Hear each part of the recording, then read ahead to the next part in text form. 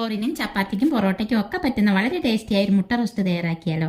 അതിനായി ഒരു പാൻ ചൂടാക്കി 1 ടീസ്പൂൺ പെരിഞ്ചീരകം, 1 ടീസ്പൂൺ കുരുമുളക്, 3 വറ്റൽമുളക്, 3 ഗ്രാമ്പു, 1 കഷ്ണം പട്ട, 1 ഏലക്കായ ഇത്രയും ചേർത്തൊന്ന് വറുത്തെടുത്ത് പൊടിച്ച് മാറ്റി വയ്ക്കാം. ശേഷം ചൂടായ പാനിലേക്ക് വെളിച്ചെണ്ണ ഒഴിച്ച് അല്പം മഞ്ഞൾപ്പൊടിയും മുളക് പൊടിയും ഇട്ട് പുഴുങ്ങിയ മുട്ടയെ ഒന്ന് ഫ്രൈ ആക്കി എടുക്കാം.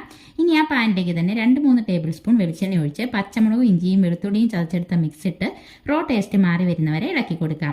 ശേഷം മീഡിയം സൈസിലുള്ള 2 സവാള അരിഞ്ഞത് ചേർത്ത് ഒന്ന് മൂടി വെച്ച് ഇടയ്ക്കിടെ ഇളക്കി കൊടുത്ത് നല്ലപോലെ വഴറ്റിയെടുക്കാം. വഴണ്ടി വന്ന സവാളയിലേക്ക് 1/2 ടീസ്പൂൺ മഞ്ഞൾപ്പൊടിയും 1 ടീസ്പൂൺ മല്ലിപ്പൊടിയും ചേർത്ത് നന്നായി ഇളക്കി യോജിപ്പിക്കാം.